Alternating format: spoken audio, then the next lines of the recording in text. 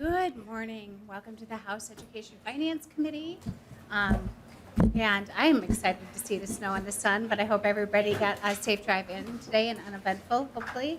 It's never good when you see an ambulance spun out on an off-ramp, which I saw this morning. Hopefully everybody was okay. So we are going to continue on with the Minnesota Department of Education, talking about all the historic investments we made and how they are implementing them for us.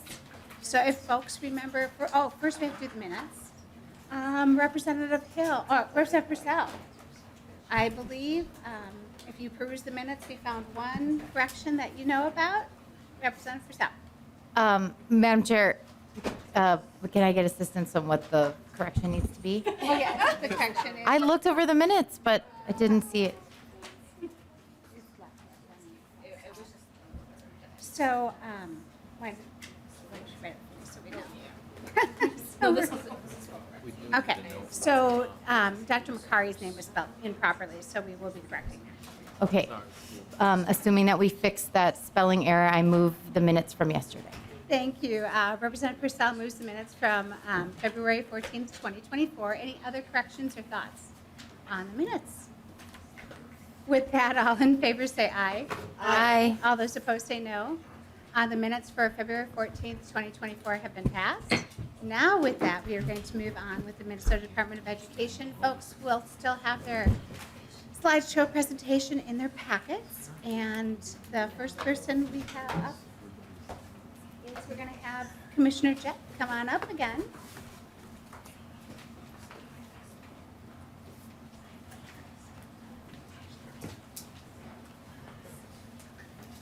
Welcome back, Commissioner Jett. When you get settled, please state your name for the record and proceed.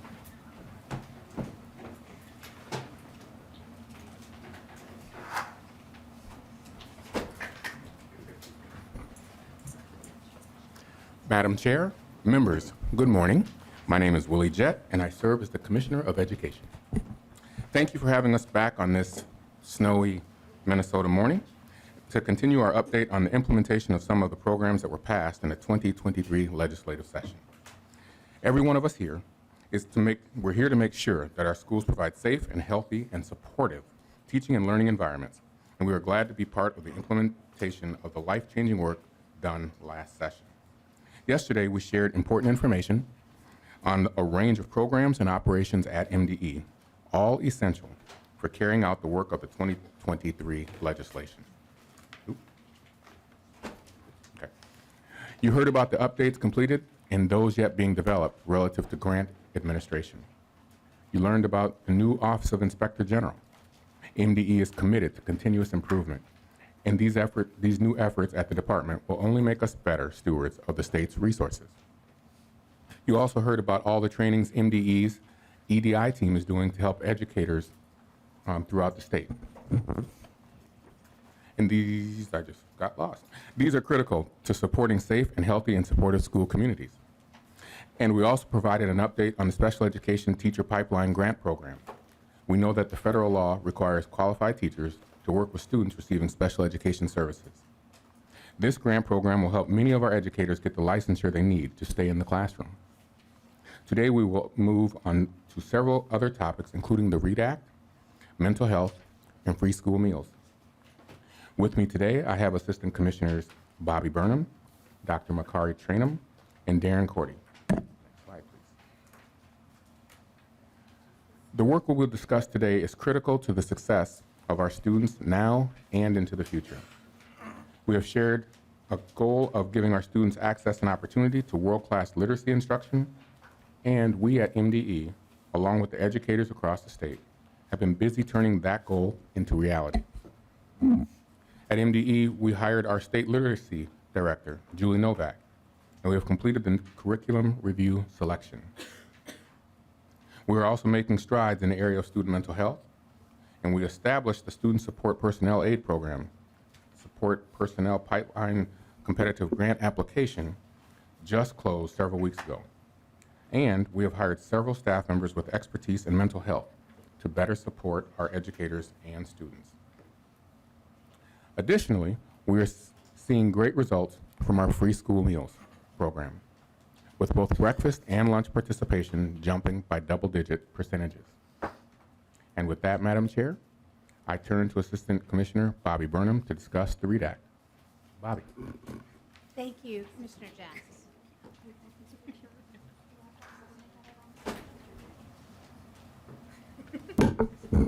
Let folks get settled here.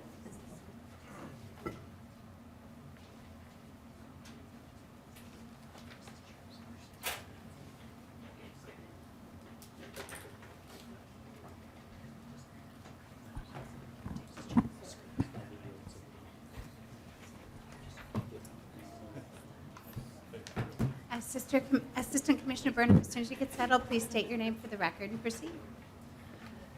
Thank you, Madam Chair, committee members. My name is Bobby Burnham, and I serve as the Assistant Commissioner for the Office of Teaching and Learning at the Minnesota Department of Education. We're happy to be with you this morning to share all the great implementation updates and successes with the READ Act legislation. The goal of the READ Act is to ensure that every child in Minnesota can read at or above grade level, as well as multilingual learners and students receiving special education services get the support needed to achieve their individualized reading goal. What the READ Act does for our Minnesota students, families, and educators is increase equitable access to effective literacy experiences for all students, ensures school leaders and educators are trained in structured literacy, implements and measures instructional practices through a multi-tiered system aligned to the state academic standards, utilizes literacy data to inform instruction, educator development, resource deployment, and policy, and employs intentional family literacy and community engagement strategies. By effectively implementing these core components from kindergarten, even before kindergarten, and onwards, Minnesota school leaders and educators will have the supports to effectively teach children the foundational reading skills necessary to achieve grade level reading. This slide is an overview of the core components of the READ Act and provides an update under each of these important areas: assessment, evidence-based curriculum, intervention, professional learning, and literacy coaching. Until the READ Act, the main investment has been in the professional learning category, and that was due to the $3 million allocation for letters training in the 2022 session. The READ Act has given Minnesota the much-needed shot in the arm in these other vital core areas, which the READ Act addresses. Implementation successes to date include meeting our July 1 deadline of selecting and posting the universal screener menu, the August 15th deadline of posting an approved menu of training providers, the September 15th deadline for getting our request for information and process approved for the curriculum selection, and our January deadline of actually posting the approved curriculum list. As the commissioner mentioned, we have a new state literacy director. We also have a READ Act data literacy specialist and a READ Act training and communication specialist. Contracts for the training as well as the development of our regional literacy networks with the Minnesota service cooperatives are close to being executed. This slide indicates some successes from our year one. It also indicates what our goals for our year one implementation are, as well as implementation milestones and key performance indicators. You can see in the text that is in green are all activities that have been completed or close to being completed in year one, and we're just into February. So it has been a busy last 6 months. Dr. Kim Gibbons is here with us today. Carrie has been a key and vital partner in the implementation of the READ Act and the resource development, and she is here to share updates around the curriculum selection process. Dr. Gibbons, please state your name for the record and proceed. Thank you, Madam Chair. My name is Dr. Kim Gibbons. I'm currently the director of the Center for Applied Research and Educational Improvement, otherwise known as CARE, at the University of Minnesota. So again, thank you. I'd like to talk a little bit with you about the process that we used to develop a state-approved list eligible for reimbursement of curriculum. And I'd like to start out by talking about the rubric that we used as part of to review the curriculum. And this, I think it's important to understand that this rubric has been tested out in schools, both here and also in California, in partnership with MDE. So we began with an initial rubric, which I'll call version 1. And I'm also the co-director of the Wisconsin-Minnesota Comprehensive Center. So it's a federally funded grant that provides support to state educational agencies in Wisconsin and Minnesota. And one of the deliverables on the Comprehensive Center grant was to collaborate on forming a curriculum review rubric. We did that, and then we tested it with a number of schools in Minnesota that volunteered to meet with us and go through the rubric. They were mostly districts that were involved in the curriculum review process. We went through that process. We also did some more usability testing. We came up with a second version of the rubric that we tested with some grouped school districts out in California.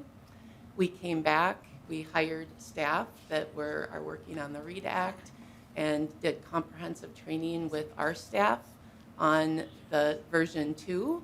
And based on feedback, we arrived at a third version that really is looking at 8 domains within each curriculum. There's a global domain, which isn't an overall rating, but it's looking at usability for teachers.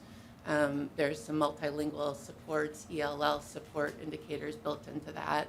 But then we looked at the main areas of what we know is important for effective reading instruction: phonemic awareness, phonics and morphology, fluency, comprehension, vocabulary, writing, and we had a section on cultural responsiveness. So what we did was we looked at the rubric includes what I'm going to call look-fors, and the look-fors are evidence-based practices in each of the domains that I just described. We also had something that we called red flags, and red flags are non-evidence-based practices. They're things we don't want to see in the curriculum. So we got to the point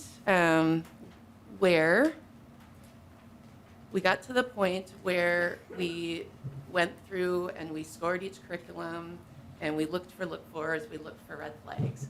I do want to point out that other states are using a variety of methods when they are reviewing curriculum to go on the list. So that's a question that I get really often is, why isn't our list the same as Colorado? Or why isn't our list the same as Ohio? And the answer to that is because states use a variety of ways to evaluate curriculum. Some states rely on EdReports exclusively. EdReports is a organization that also reviews curriculum, and they primarily focus on alignment of standards. Unfortunately, you can meet expectations on EdReports, but that doesn't mean that the curriculum is aligned to the science of reading or to evidence-based practices. Other states take a more superficial review, and they will look at a curriculum and they'll look to see, oh, do they have anything on phonemic awareness? Is there anything on phonics? They don't go deep to find out what that instruction looks like, and they're not looking for the red flags. And so what I think we found in this curriculum review, and I'll tell you in a minute how many we reviewed, we found that many of the popular curricula used across the United States are operating under 2 theoretical paradigms. One is a balanced literacy approach, and then they sprinkle in structured literacy. But what happens is you have two paradigms that oppose each other, and it's confusing for kids.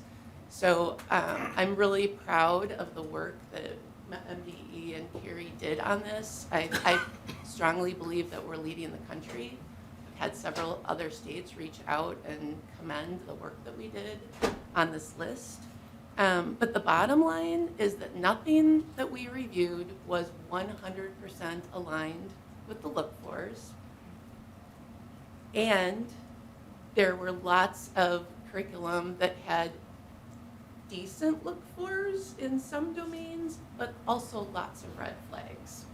So if I take us to the point now of the curriculum program review types, as Bobby said, we put out the RFI. We had 42 publishers submit at stage 1 for the submission process. There was a number of programs that were excluded because they actually weren't core curriculum materials. They were intervention programs. So we narrowed it down to 12 comprehensive curriculum were reviewed. And a comprehensive curriculum is a curriculum that's designed to provide instruction across all of those domains that I mentioned. So we had 12 comprehensive curriculum. We had 14 foundational curriculum, and a foundational curriculum is a curriculum that's really focused on those foundational skills, phonemic awareness, phonics, morphology, and fluence. But there is not a comprehension vocabulary component to those. We also had a submission from one knowledge building curriculum. And a knowledge building curriculum is focused on comprehension, vocabulary, writing. So if a knowledge building program is approved, it would have to be paired with a foundational skills program. And if a foundational skills program was selected, it would have to be paired with a knowledge building program. So let's see where I'm at here. So the publishers received the rubric, and they were asked to provide evidence at every grade level for the look-fors, and they were also supposed to indicate red flags. I will tell you that none of the publishers said they had any red flags, and not every publisher provided evidence at every grade level for the look-fors. But our team went deeper, even though we probably wouldn't have had to because it was a lot of time. In those grade levels where they did not provide evidence, we looked for them in those grade levels. So we also asked for teacher editions, access to any documents that they referenced in the rubric, program assessments, and then the scope of and sequence for everything that was reviewed. So the big picture then is, I have to mention this, I forgot this. I want to tell you that we had 32 reviewers looking at curriculum that were well-trained from Curie, from MDE. We pulled in some former regional centers of excellence centers, and then we had a few outside consultants that were trained in letters or CORE, one of the professional development programs on the list.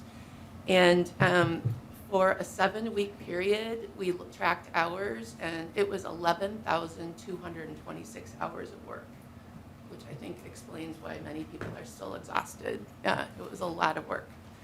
So the big picture in terms of how, once we did the review, we entered all of the data into a spreadsheet for the look-fors, for the red flags, and at the end of the day, a decision was made that we would put things on the list that were either they had 80% or more of the look-fors, the things that we were looking for, or they were above the median of all programs. So what it really ended up with was it was anything that was 80% or more, but there's a few that were only 75%.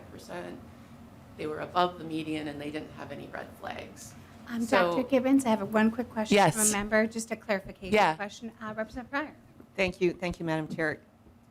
I think we're all just like hanging on every word you're saying Oh. because this is so interesting. But could you just give an example of what a red flag is? Oh, I Dr. think that would Gibbons? be really appreciated. Thank you, I Representative Pryor. Dr. Gibbons. good. Let me see here.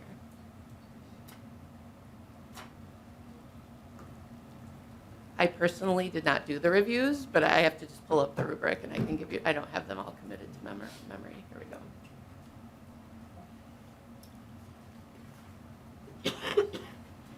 Okay, so I'm going to give you a couple of red flags from phonics. The phonics is one of the big domains for foundational reading. So a red flag, it would be that instruction incorporates a 3 cueing system approach to word reading. So instead of teaching kids how to sound out the words, they're encouraged to look at the pictures, to guess, look at the letter. Another one would be if teachers provide guidance to prompt students to use sentence context to decode words. Do you want more? No, that's Okay. Thank you. There's- That was my guess. Okay. But thank you so much. Yes, Thank you, and we can Representative Pryor. Go ahead, Dr. Gibbons. Thank you, Madam Chair. We can certainly provide a copy of the curriculum review rubric as well for you to look at. So again, the things that on the list were 75% or more of the look for is what we want to see. And the lowest percentage of red flags, I would say no red flags, but there was one instance where one thing had a red flag, but it's able to be fixed and corrected. So if you roll the drums and I'll put the list up of the approved curriculum review programs. So there's one comprehensive program that made that cut. That's called EL Education Open Up Resources. And you can see that it met in every domain. The next one is Wit and Wisdom, which is a knowledge building curriculum. And then we have 3 foundational skills curriculum: magnetic reading, UFly, which is out of the University of Florida, and the University of Minnesota has a program called the University of Minnesota Functional Phonics and Morphology. I do need to mention that there's been questions about conflict of interest. We worked with the conflict of interest management program at the university to mitigate this in the beginning. Nobody from my staff reviewed that program. They were reviewed by outside agencies, and there's no REDAC dollars or any other state funds that are being used to support that program. Thank you. And then finally, we're now at the curriculum reconsideration and reimbursement stage. All publishers have received their rubrics. Publishers have until February 29th to submit additional evidence. So they have to show us what are the look-fors that we missed, and they have to defend the red flags and provide some type of, either we didn't identify it correctly, or that one's going to be a difficult one, but they have to address the red flags. Our team then has 60 days to review the additional information to determine additions to the list. And then once, is this you? Okay, good. All right. Assistant Commissioner Bruno. Thank you, Madam Chair. The reimbursement process is also being developed. We need to wait until the reconsideration process is completed to see if any of those publishers who have submitted for reconsideration get added to the approved list, and then we will put out the process for reimbursement. We are working with our school finance team around designing an equitable, not only financially, but geographically, distribution process for those reimbursement funds. So the READ Act, as some of you may know, has 3 approved trainings: letters, core, and carry-all. And we have, the statute states that beginning July 1 of 2024, districts must have access to one of these 3 trainings. So February 1, the registration process, the first step was posted on the READ Act webpage, and that has asked districts to identify their district literacy lead, the person who will be facilitating and managing the training for the READ Act. And we are asking that phase 1 teachers are prioritized in this registration process. We also acknowledge that there will be some phase 2 teachers that it makes just better sense financially to join the phase 1, especially in those smaller rural areas. So we are working with those districts as well. You can see on this slide who is considered a phase 1 teacher and who is considered a phase 2 teacher. We have received quite a few questions around how we are defining some of these roles in each of phase 1 and phase 2, so we've put out some pretty detailed guidance.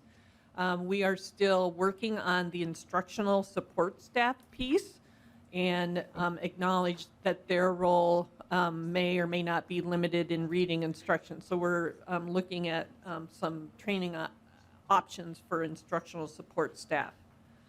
As I mentioned, each district has submitted a survey with the contact information. Once MDE receives that contact information, that sets off another email that sends to the district lead to provide the number of teachers, the grade level, and which training they have selected to MDE. So we have that database at MDE, and then we send that information to the vendor who contacts the district to schedule the training. So the money exchange for the training will be between MDE and the 3 training vendors. And then the district works with the vendor to actually schedule the training. To support districts in this registration process, our team at MDE offered open office hours all last week and then once a week moving forward. The registration timeline is February 1 through October 1. And we know that districts who choose letters will need more than the 1 year given to them. So we have the ability in the READ Act to grant extensions to those districts who need more time to complete letters. Another exciting opportunity with the READ Act is the establishment of our regional literacy networks. So we are transitioning our regional or our centers of excellence into regional networks and really focusing on our Compass School Improvement Framework and our MTSS framework. So these regional literacy networks are going to be the literacy arm of that work. And so each Minnesota Service Cooperative will have a regional or a literacy network, and each literacy network will have a literacy lead and a team of coaches. The number of coaches is dependent on their region and the number of teachers served. The work of the regional literacy networks will be facilitated and managed by the team at MDE and Cary.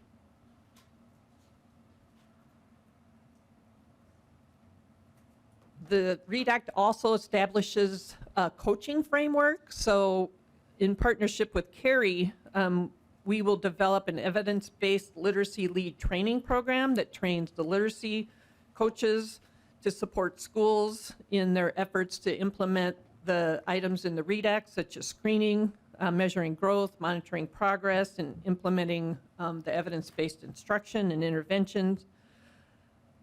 The coaching framework will be in partnership and integrated with the Minnesota MTSS coaching framework. And then we are working right now to determine the process for certified training facilities. We know that Letters has a training, and we want to build local capacity. What we want to be sure of is that those local facilitators have the training and the certification necessary to qualify them to lead a group of teachers through this training as required. And that, committee members and Madam Chair, is all we have for the READ Act today. Thank you, Assistant Commissioner Burnham. We have a few questions at the table. Representative Clardy. Thank you for the presentation. I like all the layers that are within that are being worked on. Just had a question, kind of a two-part question. You talked about reimbursement in relationship to the 3 core programs. Is that also connected to the new curriculum?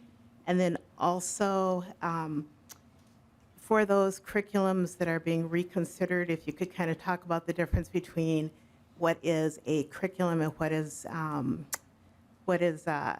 what you consider instructional materials, because I know that there is a program that's using instructional materials that's having great success right now, but they're not on the approved list yet. Who would like to take that? Dr. Gibbons?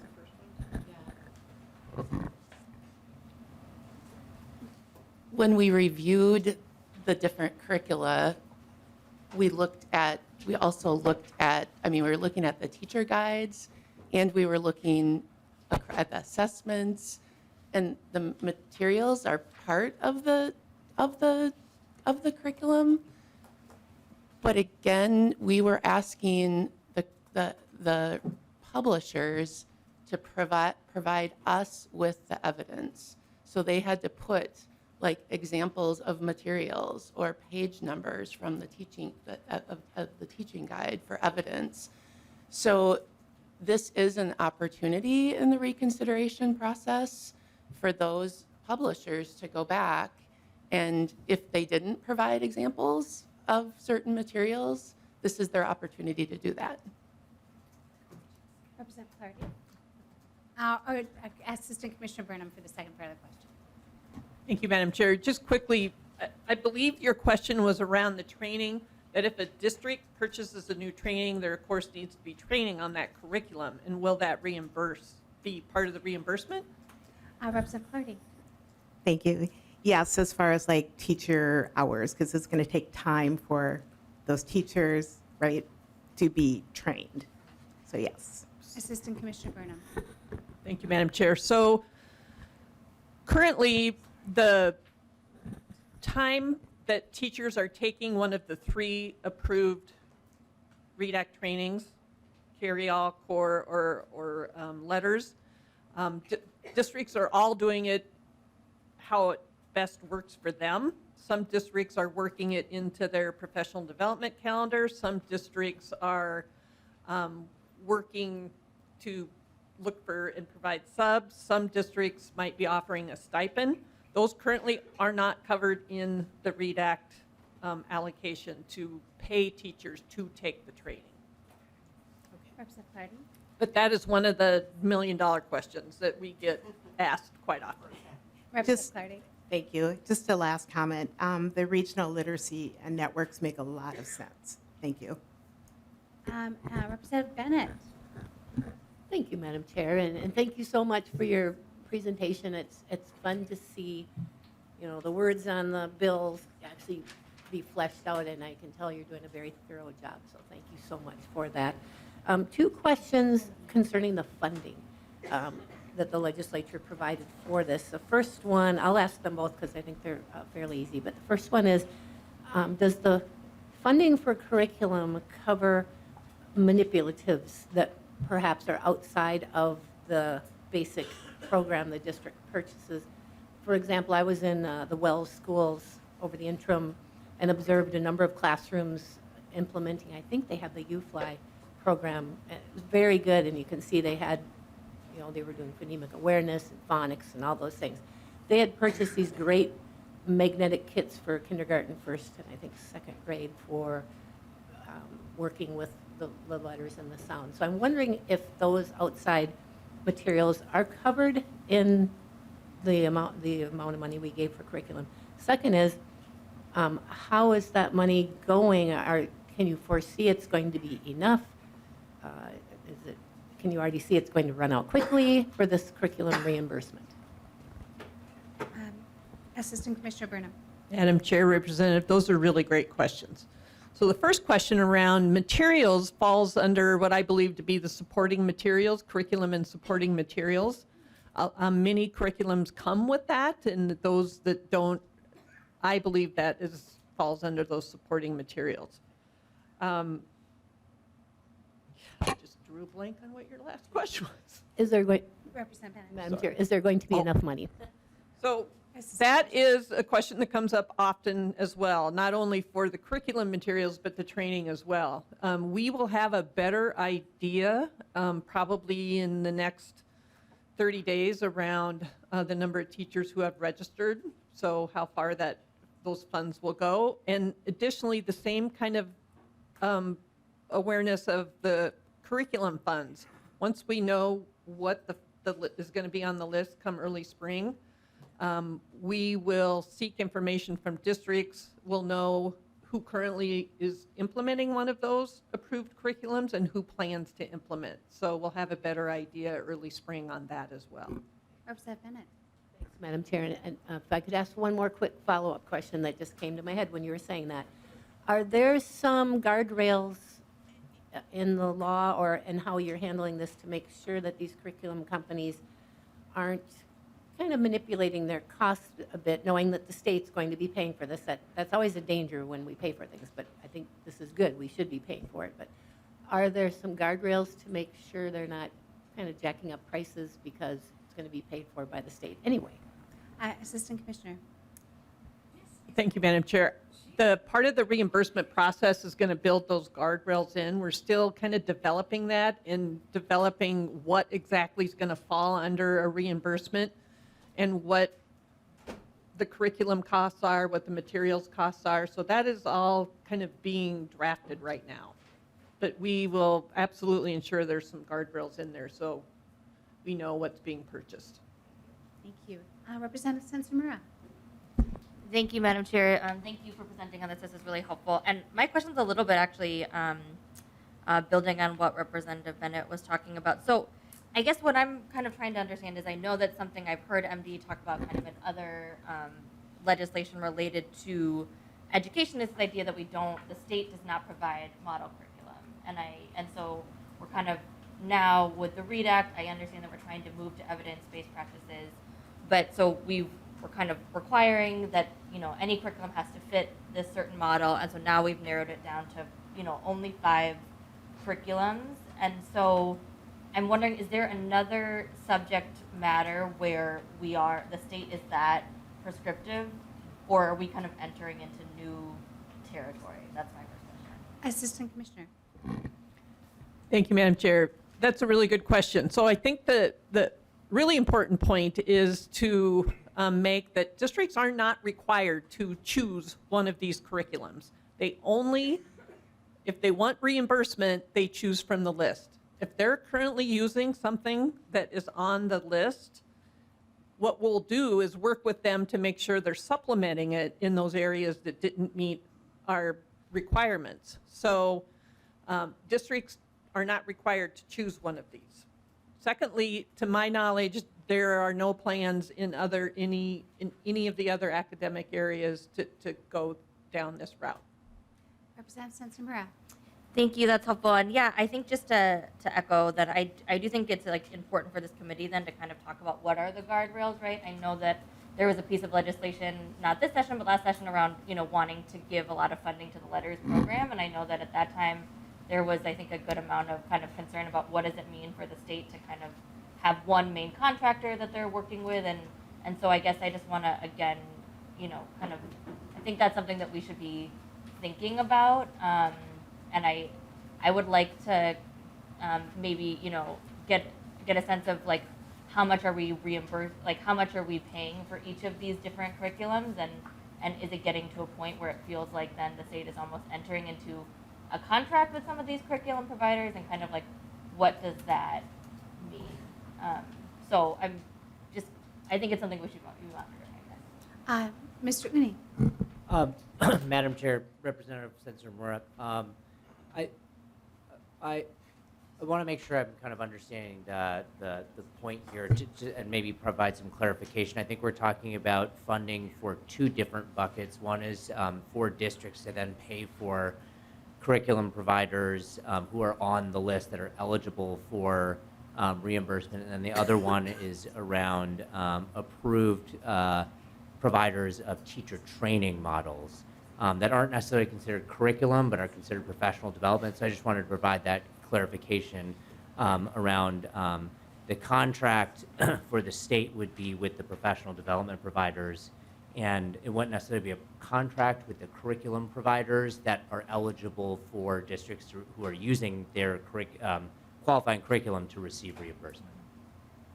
Great. Representative Sensenbrenner, any follow-up real quick? Yeah, thank you. And I think I understand that. I just, if it's at the point where we are paying one curriculum $10 million, that's not a formal contract, but I think it still is significant. And I think that there are just concerns that have been raised to me by educators and advocates just around utilization of private companies for curriculum, not having open educational resources that can be accessed, and what does it mean for state funds to be going in that direction. Thank you. We're going to try to wrap this up by 11:30, but I have 3 more people on the list, and we'll go to Representative Bakeberg, and then Pryor, and then Edelson. Representative Bakeberg. Thank you, Madam Chair. I just have a couple quick questions. And it really centers around teacher training is what I'm thinking about. So, am I correct in that the professional development dollars allocated to the local school districts would be used for teacher training? If the money's not there, then it would just come out of the district allocation for professional development. Assistant Commissioner Burnham. Madam Chair, the READ Act allocates funding for the training itself. So it pays all the instructional materials and for the training of the 3 vendors. The READ Act currently does not pay for any time at a district that the teacher takes the training. So dependent on how each district designs their professional development calendar, whether it's during the contract day or after, the READ Act funds currently do not compensate. Representative Bakeberg. Thank you. That answers my question. And then the other piece is the higher education, and this has really been a common question from schools about the relationship between the higher ed institutions that are training teachers. Can you talk about the partnership and the relationship with a higher ed institution in training teachers? Is there any type of requirement that they are using the science of reading in their training? Assistant Commissioner Burnham. Thank you, Madam Chair. MDE and Carrie as well are aware of and have been in conversation and actually partner with many institutions of higher ed. Some institutions of higher ed do a much better job than others in ensuring that their teacher candidates come out with training in structured literacy. Pelsby right now is completing an audit of institutions of higher ed and where their syllabi lies in providing instruction. Do we need to strengthen that? We do, and we needed to have it be statewide instead of just these pockets of institutions of higher ed who are really taking this to the point where it's needed to ensure that teacher candidates are coming out with that training. I'm aware, superintendents are starting to look at where their teaching candidates are coming from, which institutions of higher ed they graduated from, and if they are supportive of structured literacy practices. So that is an ongoing conversation and an ongoing area that we'll be working to address. Representative Bakeberg. Thank you for that. And I think just from a very, very practical standpoint, what that means, and you said it well, school administrators are looking at specifically institutions where we're hiring people from, and knowing that if we hire someone from X institution, we are going to have to take on the training of that teacher. And there is widespread disagreement within higher ed. I had, I have relationships within higher ed, and there are some that say, we will not teach the science of reading at my institution. And there are some that are just figuring out how to pay it because they want their teacher candidates to be the most equipped when they step into the classroom. And at the end of the day, this whole battle about the science of reading or structured literacy, evidence-based practices, we talked about it last session. We need to make sure that our teachers are equipped, however we do that, in order to teach our kids. And if we don't ensure that higher ed is doing it, we will be having this same exact conversation in a couple years. And all of the money that we invested will not have had the impact that it could have had. Thank you. Thank you. Representative Pryor and then Representative Edelson. Thank you, Madam Chair. I'm going to ask a question that you look at me and say I should know the answer to, but I don't know because I just can't remember the legislation in detail. One of the things I've heard from school districts as I've been out around the states is some school districts have already been on this journey, and they started a couple years ago, probably the LETTERS program. So they're not. Is there any reimbursement that they would be eligible for, even though they're not at the start of it, but that they're well into it at this point? Assistant Commissioner Burnham. Thank you, Madam Chair. That's not a bad question at all. Currently, the statute states that back to 2021, we are able to reimburse districts who have purchased approved curriculum materials. We are not able to reimburse training prior to the READ Act passing last July 1. Thank you, Representative Pryor. I think I'll add in here too, Assistant Commissioner. I think you're able to train their new teachers coming in, and we have a lot of teacher turnover. And I know districts are feeling that way, but I hope they also take some pride in the fact that they were starting down this road already. Representative Edelson. Thank you, Madam Chair, and thank you to both of you, Commissioner Burnham and Dr. Gibbons. You have worked so hard over the past 6 months. And I always joke that I wake up at 2:30 in the morning and send emails, and I think you both do as well. So READ Act 2.0 is coming, and a lot of the things that our committee members brought up actually will be in there. Representative Clardy, teacher stipends are something that we're discussing right now because that's exactly what we've heard from districts all throughout the state of Minnesota is how are we going to pay for teachers' time? And I think we've really heard that, and a lot of the stakeholders have come to the table and said that's a big issue. The Pellsby audit, I think Representative Breakberg is actually a really good thing that you're drawing attention to. In READ Act 2.0, we will be opening the funds for higher ed. We obviously don't want discrimination to happen with teachers as they're going through a hiring process. We have opened up those funds for higher ed in READ Act 2.0, so when you see the draft, that will be in there. The reading audit, I have been working with Pellsby and Yelena and making sure that we really look at the audit will actually go until 2027, and so trying to expedite that as much as possible. What we're asking for in READ Act 2.0, because I will no longer be here, but Representative Clardy and Perez Vega will be taking over READ Act next year, hopefully. But we will be asking for a report to the legislature starting next year that will detail where we are with the reading audit and making sure we're expediting that as much as possible.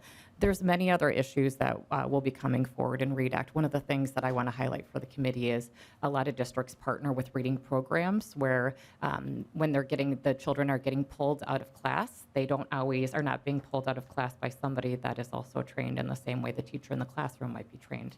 So we need to make sure that we are looking holistically at this. It's an incredibly complicated piece of legislation, and it's a complicated solve for a complicated problem, but I just want to say thank you. And if you have any issues or if you want to address the READ Act as we move forward, please do talk to me. I'm really open, either side of the aisle, to feedback because this impacts all of our kids. And just to remember, 50% of kids, again, look at this room. Like, imagine if 50% of us could not read. That's what we're talking about.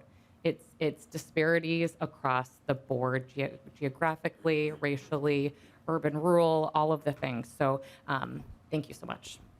Thank you, Representative Edelson. Thank you for all your work on this. We'll move on to Dr. Makari Trainum.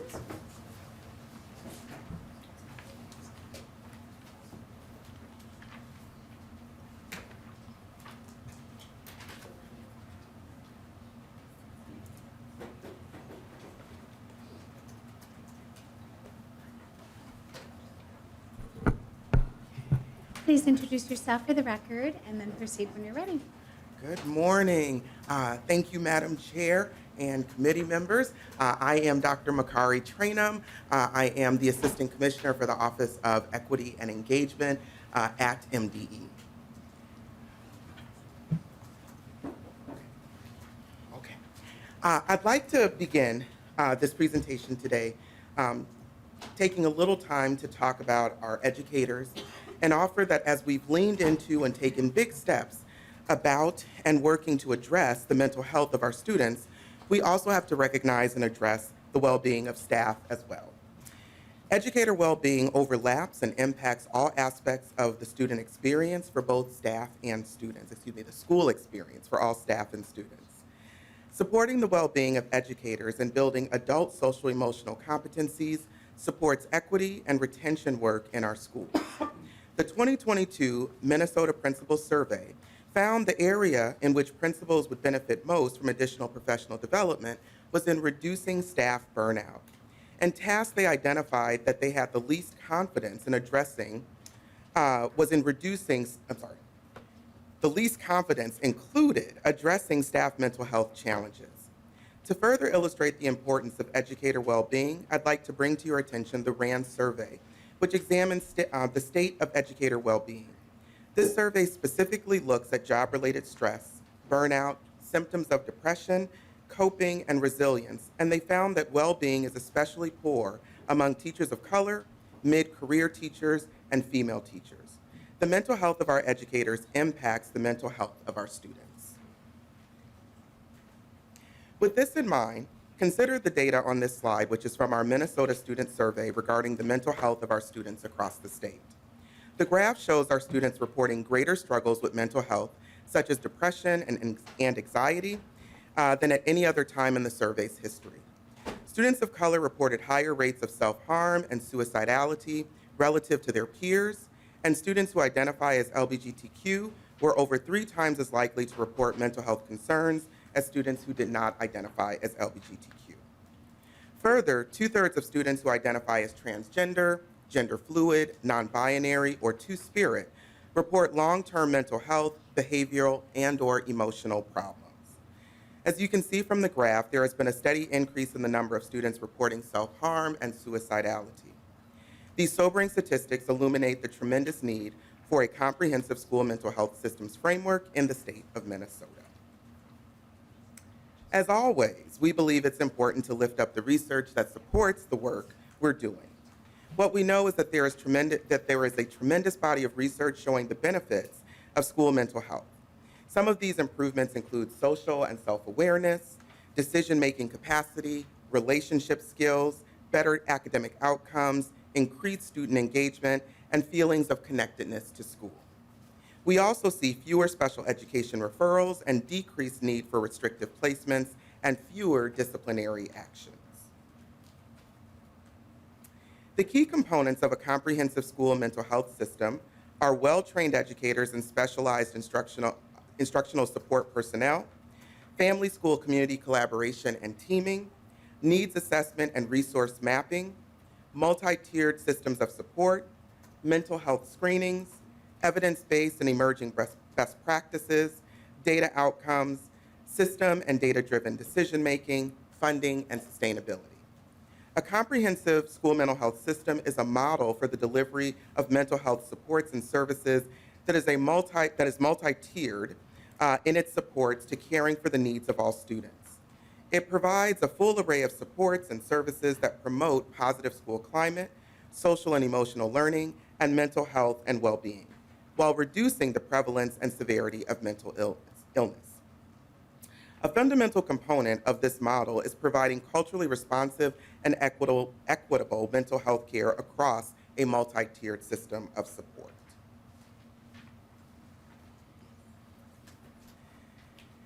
The Minnesota Comprehensive School Mental Health Systems Framework is strategically aligned with the One Minnesota Plan, the work of the Children's Cabinet, the Due North Education Plan, and the mission, vision, and beliefs of the Equity, Diversity, and Inclusion Center at MDE. By housing the mental health framework in the EDI Center and centering equity in our mental health work, We created the first of its kind in the nation for a Department of Education, and for that we should be proud. We've aligned and created a commitment to being culturally responsive in both our framework and subsequent services, trainings, and resources. Minnesota has thus become a proud leader with our comprehensive mental health systems framework. As we look at the 2023 legislative session, several health-related provisions were passed. This included the Student Support Personnel Aid to Schools, as well as the Workforce Pipeline Grant funding. The Student Support Personnel Workforce Pipeline, it's a lot of words there, grant to institutions of higher education will begin in April and will focus on increasing school psychologists, school nurses, school counselors, and school social workers. This proposal focuses on professional respecialization, recruitment, and retention. The Student Support Personnel position, which closed on February 9th, will support the grant and provide professional development, guidance, and technical assistance. There is also dedicated funding to the EDI Center. Before the legislative session, 70% of the positions in the EDI Center were grant funded. With the dedicated funding, now only 26 positions of the center's positions remain grant funded. This consistent and comprehensive support allows the EDI Center to continue to support staff, students, and families across the state. The state mental health lead position and the school nurse consultant positions have also been filled. These positions will be described further in the next slide. Suicide prevention information on the student ID cards and in planners for students in grades 6 through 12 is also taking place as a result of the partnership between MDE and MDH. Lastly, the social emotional learning framework has been developed and is showcased on our MDE webpage. Okay.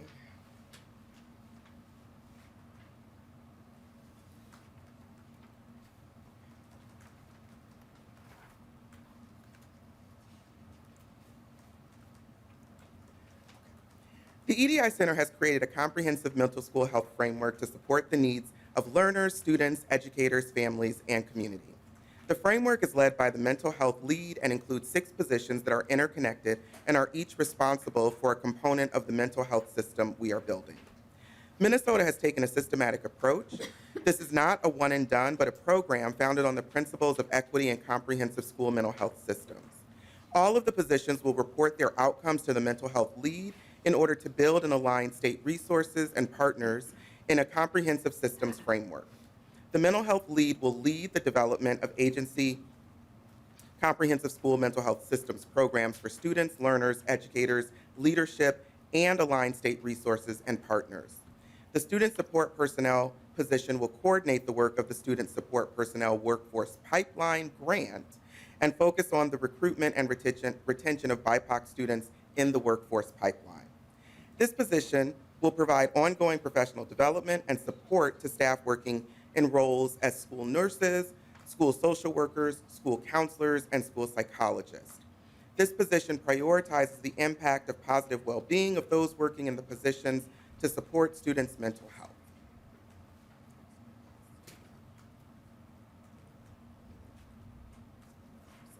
Okay.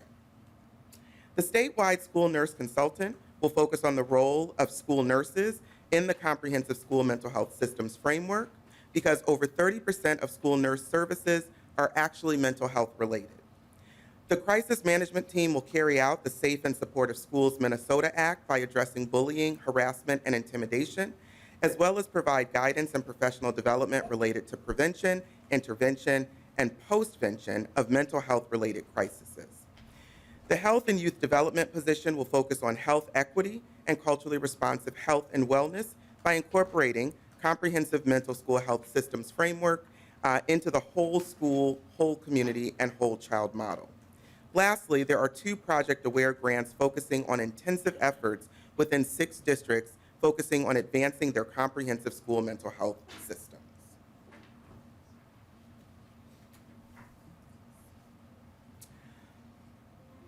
Student support personnel, which includes school social workers, school psychologists, school counselors, and school nurses, are the vital link between the home, school, and community, and provide services and student supports academically, socially, emotionally, behaviorally, and provides mental health success. They work with school administrators, teachers, students, and families, and provide leadership in forming school policies, mental health interventions, support services, academic success plans, and crisis management. Schools are often the first line of defense in addressing the social, emotional, and behavioral health needs of students. Intervening early is critical, given that early identification and treatment improves outcomes. Student support personnel fill a critical role in both identifying struggling students and connecting them with treatment and other services they need. However, most schools across the state lack student support personnel to provide the early intervention. Workforce shortages prevent schools from providing crucial mental health services to students in need. The pipeline, defined as the supply of student support personnel in the field, remains a concern. The goals of this grant are to increase the size of student support personnel pipeline and to increase the rate of graduates who become licensed.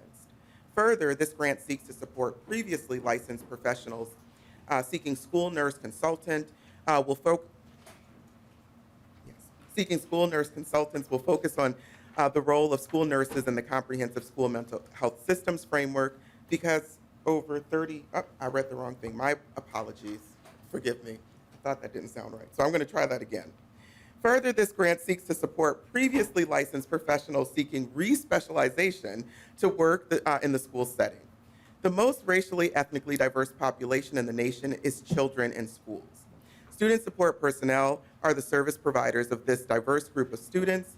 Thus, developing a workforce that is reflective of this diversity is essential to effective services and supports.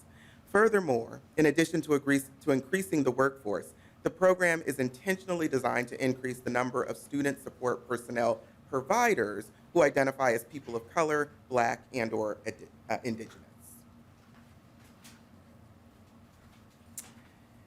As we have dedicated positions that came directly out of legislation, the mental health lead position is currently staffed.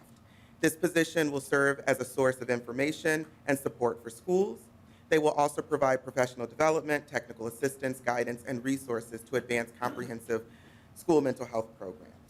The school nurse consultant position is filled with the newly highly hired individual beginning on February 28th.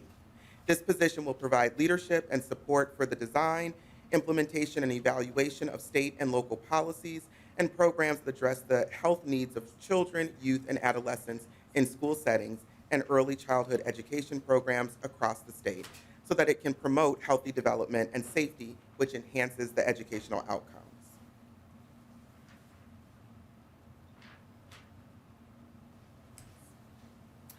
This last slide, second to last slide, is a more streamlined depiction of the 6 positions that I described earlier that are assigned to operationalize the comprehensive school mental health framework. It will be led by the mental health lead and includes 6 positions that are interconnected and are responsible for a component of the mental health system we are building. Finally, MDE is partnering with MDH to provide guidance to schools related to suicide prevention, information on students' ID cards, and in student planners for all students in grades 6 through 12. We are currently engaging with students to inform this guidance and to ensure the language used on the ID cards resonates with our young people. Thank you. Thank you, Dr. Trainum. I know we started a little late today, so we have permission to go about 10 minutes over, but I do want to get through the rest of the agenda, but we do have time for a few quick questions for Dr. Trainum. Anybody? Representative Perez-Vega. Thank you, Chair. Yes, and in regards to the student support personnel, where the request for proposals was released in December 14th, how many RFPs were received? Dr. Trainum. Thank you, Madam Chair and Representative. And off the top of my head, I do not know, but I can get that information for you. Thank you. And if you could, Representative Perez-Vega. thank you. If I could receive also the overall that are in the metro area versus greater Minnesota. Will do. Dr. Trainum, thank you. Yes, we will provide that for you. Thank you very much. Yes. Thank you. Any other questions? With that, we will move on to our final section on universal meals. So we'll switch up, folks, and as soon as you get down, get settled, Assistant Commissioner Cordy, go ahead and state your name for the record and proceed. Thank you, Madam Chair. My name is Darren Cordy. I'm an Assistant Commissioner at the Minnesota Department of Education for the Office of Student Support Services, which includes our Nutrition Program Services Division. And I am here to talk about implementation of the Minnesota Free School Meals Program. So you will remember that the Free School Meals Program is a state-funded program that provides reimbursement for meals to students who do not qualify for free or reduced price meals, so that all students in the state receive a breakfast and lunch that meets federal meal patterns at no cost. Schools participating in the Free School Meals Program are required to participate in the National School Lunch Program as well as the School Breakfast Program, and adhere to the regulations of those programs, which include serving meals that meet the federal nutrition program requirements. You'll also remember that the way this works is that schools serve meals to students, and then they submit claims to MDE for reimbursement. Claims are in the forms of meals and not expenses. We count meals served and not students served. Meal claim reimbursements are meant to cover the entire cost of serving a meal as well, so it's not just covering the costs of the food, but it's also covering staffing costs, equipment, facilities, utilities, etc. Meal claims are required to be submitted to MDE within 60 days of the end of the claim month. So this means that this means that we currently only have complete claim data up through the end of November 2023, and months earlier than that. We're currently collecting claim data for December, January, and February.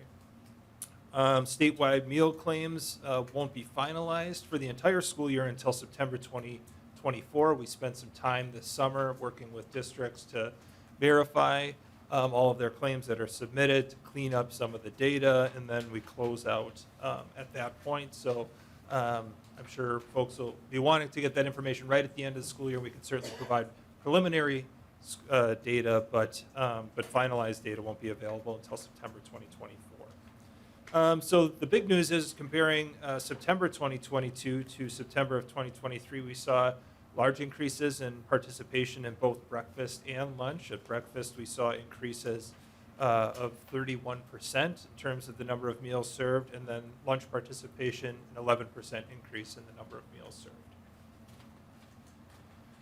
You can see the actual raw number breakdowns there, broken down by free, reduced, and paid. One of the things that we found very interesting in this data was that not only did the program increase the number of meals that were served to students who are not eligible for free and reduced price meals, but we also saw significant increases in the number of free meals that were served to students who qualify for free meals under the federal program, in the ballpark of about 500,000 additional breakfasts and 600,000 additional lunches. Again, these are meals that were not served and paid for under the Minnesota Free School Meals Program. These are served under the existing National School Lunch and Breakfast programs, and therefore fully reimbursed using federal dollars and not state dollars. We attribute some of this increase to the number of schools participating in the federal community eligibility provision, which I'll talk about in the next slide. But we also attribute some of it due to the extensive public outreach campaign that was conducted by MDE, our other partner agencies such as the Department of Human Services, the Governor's Office, and then of course our anti-hunger advocacy partners such as Hunger Solutions. So moving on to the community eligibility provision, also known as CEP, you may remember that the legislation last year required schools that were eligible for the community eligibility provision to participate in that provision in order to participate in the Minnesota Free School Meals Program. The way that CEP works is that if a school has a certain number of students, or percentage of students, I should say, who are eligible through direct certification for free or reduced meals, they can apply to MDE to have all of their students receive meals at no cost, regardless of their household income or the overall household income of the school. And also a reminder that those meals are all served under the federal program, so those meals that are served are not coming out of the state program. Those are coming out of the federal program and reimbursed with federal dollars and not state dollars. The 2023 legislation again required all schools who are eligible to participate in CEP to also participate. Those who wanted to participate in the free school meals program had to participate in CEP, and so because of this, we saw participation increase dramatically.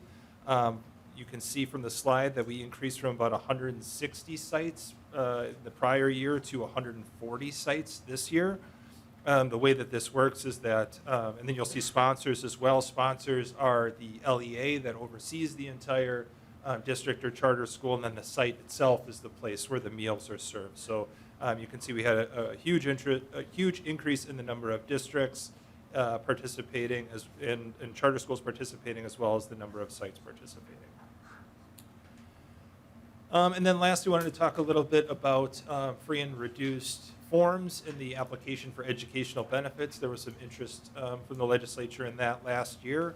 So just as a reminder, there's 2 ways that a student can qualify for free or reduced meals, and that's through direct certification or through completing the application for educational benefits. Direct certification is a process by which we take data from the Department of Human Services and look at participation in other public benefit programs such as SNAP, TANF, MFIP, and Medicaid, and determine if a student can automatically qualify for free or reduced meals without having to go through the process of the family filling out the application for educational benefits.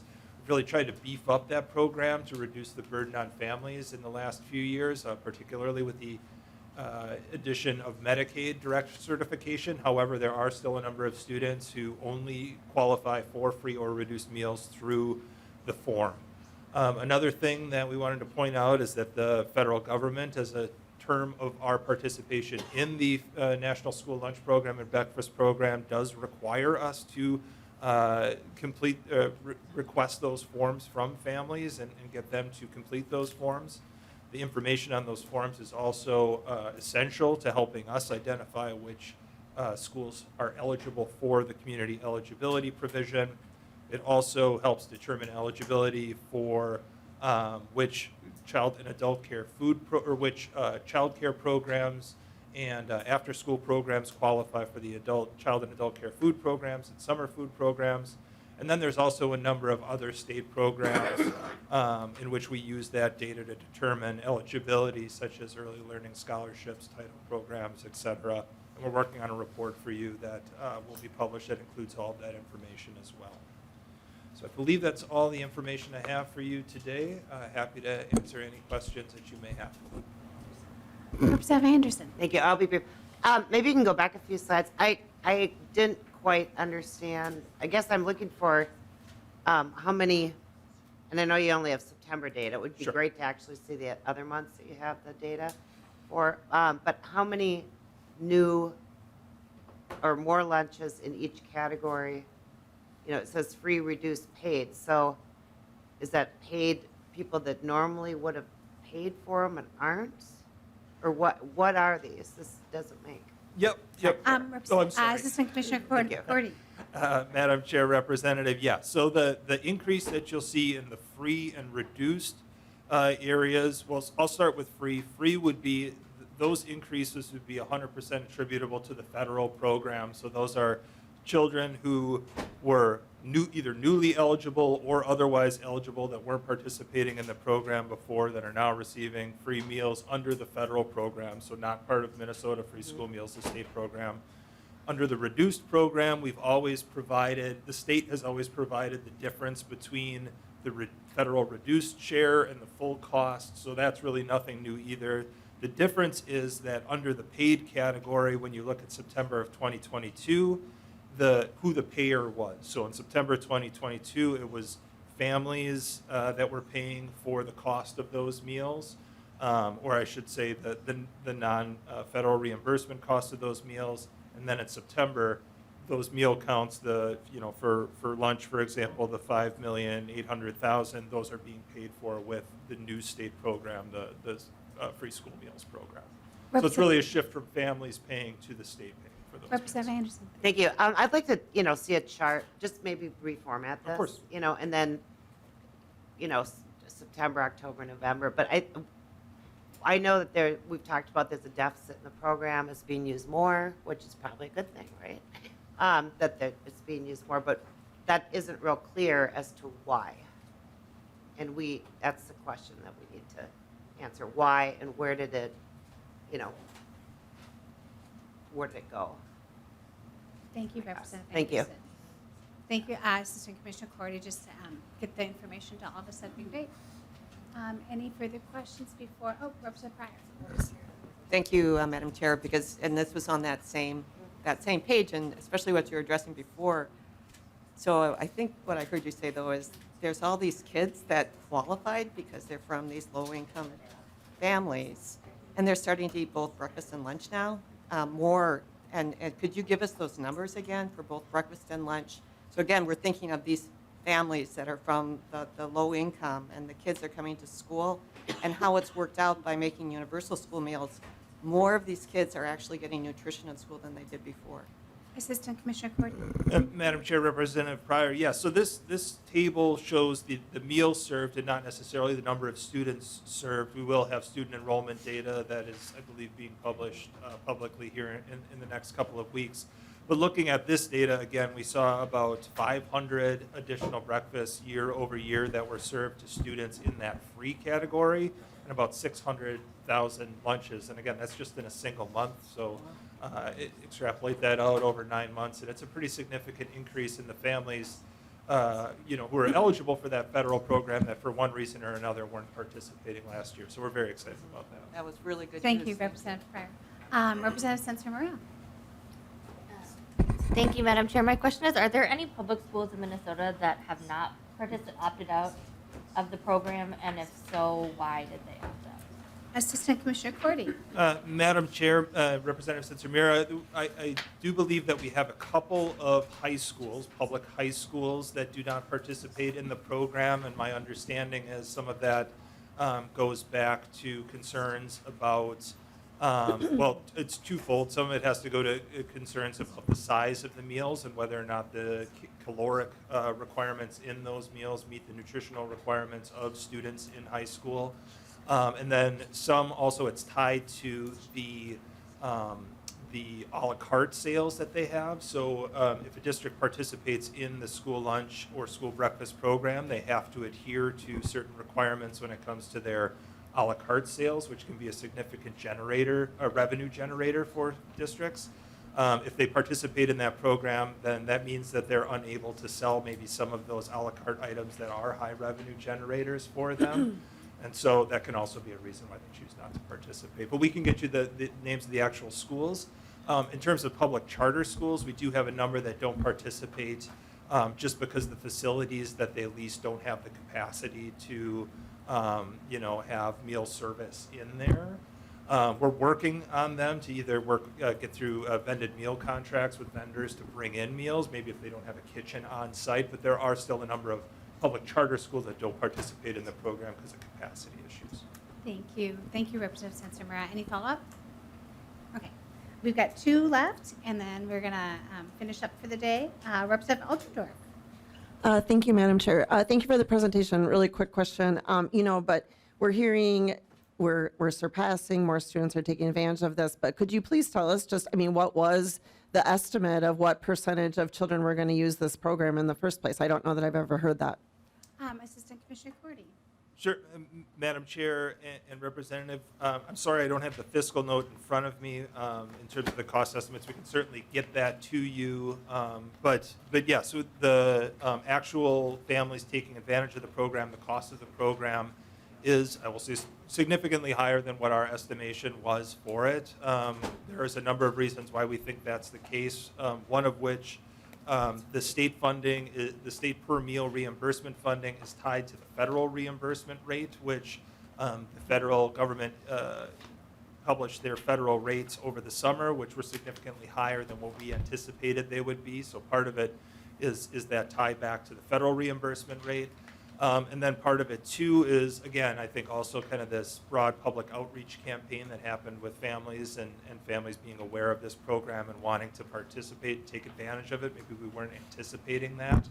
Again, fiscal noting is not a precise science. It's trying to predict human behavior, which can sometimes be a challenge. So our staff did the best they could, and we're happy that more students are taking advantage of the program than less. Thank you. Representative Altidore, follow-up. Thank you, Madam Chair. Thanks. I think it's a little bit disingenuous that this was such a politically motivated thing, that we saw this being a huge, huge campaign. And of course, when we're offering free lunches, of course, the public is going to take advantage of that. And so to come in with a low number, an estimate, and then to use this as some sort of strategy that now we're feeding more children and how great this is. I mean, this never should have been a surprise, and I think it's just a little bit disingenuous that we came in with such a low number. Thank you, Representative Altidore. Representative Jordan. Thank you, Madam Chair. So I had some questions about the implementation funding that we provided. But first, I'd like to correct the record. I was the chief author of House File 5, and the motivation and intent of House File 5 was to feed children. If you think that's a political statement, that's on you. But I have some questions for you, Assistant Commissioner. And can you describe the implementation money and time that we appropriated? So the bill did provide money for MDE to do a summer school pilot and to do some implementation work. Can you describe how that money was used, and then what lessons you learned from that, and how that determined the implementation for the start of the fall? Assistant Commissioner Cordy. Sure, Madam Chair and Representative, there was some funding that was for MDE. That's correct, to get this program up and running. So we have fully staffed those positions in terms of getting this program up and running, which I think has been really beneficial, particularly for some of those schools that didn't participate before, our public charter schools. And then also, a good reminder is that non-public schools can participate in this program. We had a very large influx of interest in that as well. So having staff that were available full-time to help schools navigate those programs to come in was essential to that program. In terms of findings from the summer program, I don't have that in front of me right now, but we're happy to type something up for the committee and share that with you as well in the interest of time. Thank you, Representative Jordan. Representative Perez-Vega, we have some time. Last word. Wonderful. Thank you, Madam Chair. Going back to the question that my colleague, Representative Sensor-Murr asked, you had responded that there was a couple public high schools and a couple public charter high schools. Was it charter schools or high schools? Madam Chair and Representative, so I'm aware of, I believe, 2 public high schools, and then I'm not sure the number of public charter schools that aren't participating, but we can get that. And Representative Perez-Vega. Thank you, Madam Chair. And do you know as far as where those school districts are they in the cities, or are they outside of the metropolitan area? Assistant Commissioner Cordy. Sure, Madam Chair and Representative, I think I know where they are, but I want to verify that, and we'll get that back to you. I don't want to speak on the record inaccurately. I do believe they're in the metro area, but I'll get the names of those schools to the committee after this. Thank you, Assistant Commissioner. Representative Perez-Vega. Thank you. No further questions. Got it. Thank you. Thank you guys for keeping your comments and questions brief that we got through the agenda. We'll be meeting on Tuesday, February 20th at 10:30 a.m. back in our lovely basement hearing room. And we have an exciting agenda actually set up. We have districts coming in and talking about what is working and doing well with the new money we sent them. So with that, members, drive safe home, and we are adjourned.